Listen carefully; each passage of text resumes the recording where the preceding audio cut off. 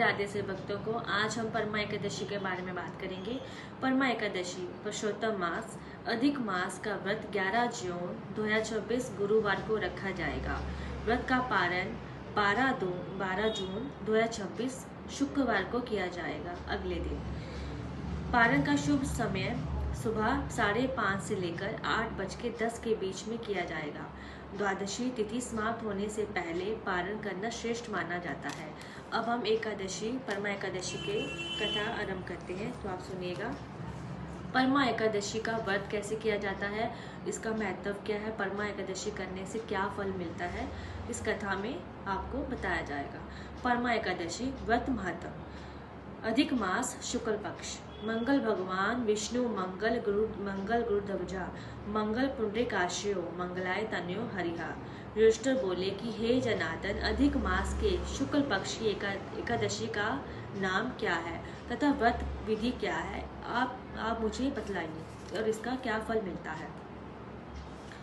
कृष्ण जी बोले, भगवान श्री कृष्ण बोले कि हे राजन, अधिक मास के शुक्ल पक्ष की एकादशी का नाम परमा है।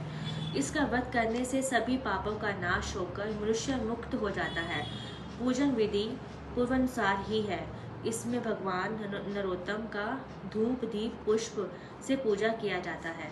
अब मैं तुम्हें एक सुंदर कथा कहता हूँ जो कापिल्य नगर में मुनियों के साथ हुई थी। श्री कृष्ण बोले कि कापिल्य नगर में सुमेधा नाम का एक ब्राह्मण रहता था। उसकी पत्नी का नाम पवित्रा था और नाम के अनुसार ही वह अति पवित्र और पतिव्रता थी।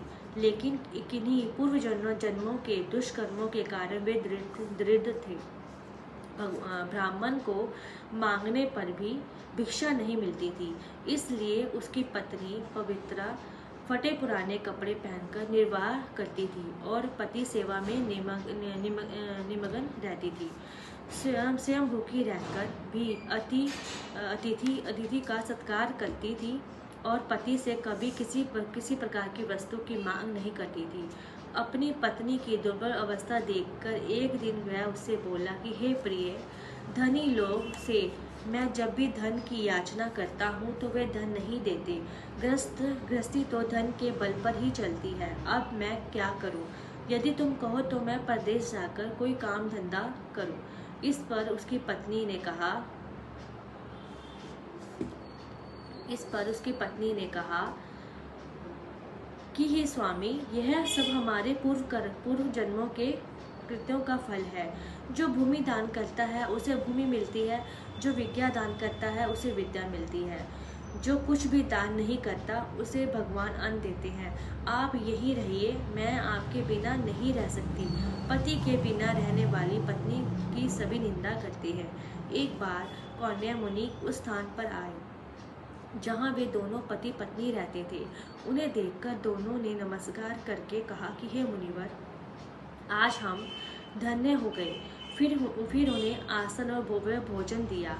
मुनि ने जब भोजन कर लिया तब पवित्रा बोली कि हे मुने, आप कोई ऐसा उपाय बताए जिससे हमारी दरिद्रता का नाश हो जाए। इस पर कौंडिन्य मुनि ने बोले कि अधिक मास में आने वाली परमा एकादशी का व्रत तुम करो। इससे दुख दरिद्रता नष्ट होकर मनुष्य धनी बन जाता है। इस दिन व्रत करता नाच गान करता हुआ रात्रि में जागरण करे। भगवान शिव की कृपा और इस व्रत के प्रभाव से ही कुबेर भी धनाध्यक्ष हुआ है। राजा हरिश्चंद्र को भी पुत्र स्त्री राज्य की प्राप्ति इसी व्रत के प्रभाव से हुई है। फिर कौंडिन्य मुनि ने व्रत की विधि बताई। मुनि ने कहा कि पुत्री, 5 रात्र व्रत का प्रभाव इससे भी अधिक है। इस एकादशी के दिन सवेरे नित्य कर्मादि से निवृत्त होकर विधि विधान से 5 रात्र व्रत करे। जो मनुष्य 5 दिन तक जल के बिना व्रत करता है वह स्वर्ग को जाता है। जो 5 दिन तक संध्या काल में भोजन करता है वह भी स्वर्ग जाने का अधिकारी हो जाता है। जो मनुष्य 5 दिन तक ब्राह्मण को भोजन कराता है उसे पूरे संसार को भोजन कराने का फल मिलता है। इस व्रत में जो मनुष्य घोड़े का दान करता है उसे 3 लोकों के दान का फल प्राप्त होता है। जो मनुष्य श्रेष्ठ ब्राह्मण को तिलों का दान करता है, वह तिलों की संख्या जितने समय तक विष्णु लोक में वास करता है। जो मनुष्य 5 दिन तक ब्रह्मचार्य से रहता है, वह स्वर्ग में देवगणों के संग भोग करता है। इसलिए हे पुत्री, तुम पति सहित इस एकादशी का व्रत अवश्य करो। इससे तुम्हें सिद्धि मिलेगी और अंत में स्वर्ग में वास मिलेगा। कौंडिन्य मुनि की कथा अनुसार दोनों पति पत्नी ने परमा एकादशी का व्रत व 5 रात का व्रत किया। व्रत की समाप्ति पर पवित्र ने एक राजकुमार को अपने सामने खड़ा देखा। उस राजकुमार ने उसे रहने के लिए सभी वस्तुएं से सुसज्जित कर दिया, सुसज्जित घर भी दिया। इस व्रत के प्रभाव से पति पत्नी ने लौकिक सुख भोग कर अंत में स्वर्गलोक को प्रस्थान किया। भगवान श्री कृष्ण बोले कि हे राजन, जो मनुष्य परमा एकादशी का व्रत करता है, उसे सभी तीर्थों दानों का फल मिलता है। राजन, जिस प्रकार 2 पायों में ब्राह्मण, चौपाइयों में गाय और देवताओं में इंद्र श्रेष्ठ है, उसी प्रकार मासों में अधिक मास श्रेष्ठ है। इस मास की दोनों एकादशियां भी उत्तम हैं। जो मनुष्य अधिक मास में स्नान व्रतादि नहीं करता, उसे आत्महत्या करने का दोष लगता है। दुर्लभ काया मनुष्य को भी एक व्रत तो अवश्य ही करना चाहिए।